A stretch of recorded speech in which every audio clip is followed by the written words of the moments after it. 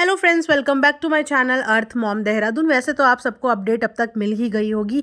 मैं थोड़ा सा लेट हो गई। रीज़न बिहाइंड कि मैं फाइटर मूवी देखने गई थी, और अगर आप लोगों को भी फाइटर के रिव्यूज़ देखने हैं तो इसके बाद मैं फाइटर मूवी से रिलेटेड एक रिव्यू वीडियो लेके आने वाली हूँ। तो ज़रूर अपने नोटिफिकेशन आइकन ऑन कर दीजिए, और अगर फाइटर मूवी के रियल और जेन्युइन रिव्यूज़ सुनने हैं तो वो वीडियो ज़रूर देखना। तो चलिए शुरू करते हैं ये वाला वीडियो। तो जैसे कि आप सबको पता ही है कि आंटी का हो चुका है ऑपरेशन, और वहीं पे काफ़ी लोगों के क्वेश्चन ये भी थे कि अभी तक नीतू क्यों नहीं देखने गई, लखन कहाँ है। वैसे तो ये क्वेश्चन कल से ही नज़र आ रहे थे, बिकॉज व्लॉग कल नहीं पोस्ट हुआ था, लेकिन स्नैपचैट पे जैसे कि मैंने अपनी कल वाली वीडियो में भी ये अपडेट दे दी थी कि गाइज़ ऐसा कुछ भी नहीं है, नीतू भी देखने गई है और लखन भी देखने गया है। और आज के व्लॉग में आप लोगों को ये चीज़ प्रूफ के साथ मिल ही गई होगी कि वाकई में लखन वहाँ पे अपनी मम्मी के साथ मौजूद थे।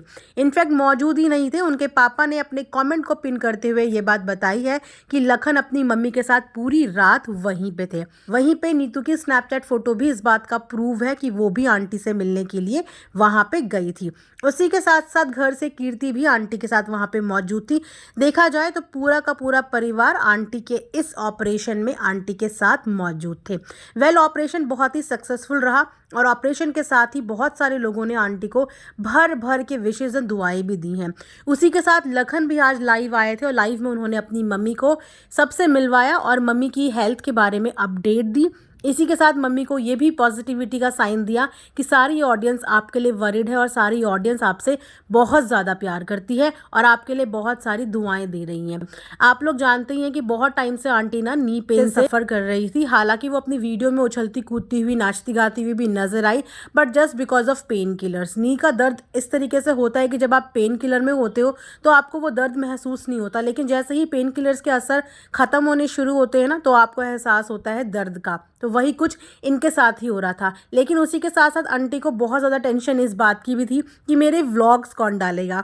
आपने देखा ही होगा कि ऑपरेशन में जाने से पहले वो अपने घर वालों से यही डिस्कशन कर रही थी कि अब या तो मेरे व्लॉग बैठे बैठे ही आएंगे, या तो मेरे व्लॉग आप लोगों को शूट करने पड़ेंगे। जहाँ पे अंकल ने बोला अरे व्लॉग तो तुम्हारा फेस है, मतलब आंटी के खुद की एक फेस वैल्यू है, और व्लॉग तब तक अधूरा है आंटी का जब तक उसमें आंटी सबको चहकती, उछलती, कूदती और पूजा करती हुई दिखाई ना दे। और वहाँ पे अब क्योंकि आंटी को थोड़ा बेड रेस्ट करना पड़ेगा, सर्जरी हुई है, तो जाहिर सी बात है कि उसमें कम से कम 4-5 दिन का बेड रेस्ट तो उन्हें चाहिए ही होगा। वैसे आंटी की एनर्जी देख के लगता तो नहीं कि वो 4-5 दिन तक बेड में बैठ भी पाएंगी, क्योंकि पूरे दर्द के दौरान भी वो सीढ़ियों से नीचे और उतरते चढ़ती हुई नजर आई हैं। तो मुझे लगता नहीं, जो इंसान इतना चलने फिरने वाला होता है ना, वो बेड में बैठना पसंद ही नहीं करता। लेकिन मैं यही बोलूँगी कि अपनी एनर्जी को थोड़ा सा आगे के लिए बचा के रखना, और अगर डॉक्टर ने रेस्ट के लिए बोला है तो कंप्लीट बेड रेस्ट ज़रूर लेना।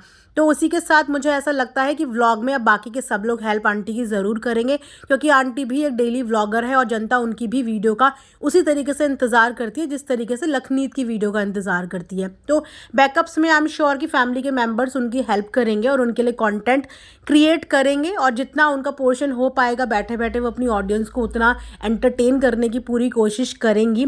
लेकिन बहुत अच्छा लगा कि आंटी की इस दुख की घड़ी में सारा का सारा परिवार ने आंटी को सपोर्ट किया।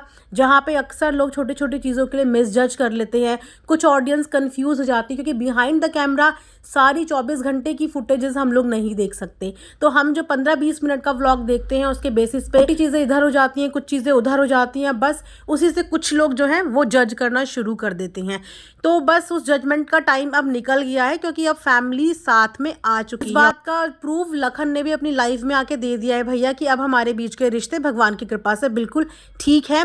और एक तरीके से उन्होंने ये पॉजिटिविटी का साइन ही दिया है कि अब सब लोग भी अपनी अपनी जगह पे थोड़ा थोड़ा शांत बैठ जाएं, और जो ये नुक्स निकालते हैं छोटे छोटे वो निकालना बंद कर दें, क्योंकि इनकी वजह से प्रॉब्लम्स होती है। अब प्रॉब्लम क्या होती है कि जो आंटी के ऊपर नुक्स निकालते हैं, फिर आंटी नाराज़ होती है, क्योंकि कहीं ना कहीं वो लखनीत की ऑडियंस होती है, और जो आंटी के फॉलोअर्स फैंस होते हैं वो नीतू के नुक्स निकालते हैं, क्योंकि वो कहीं ना कहीं आंटी की ऑडियंस होती है।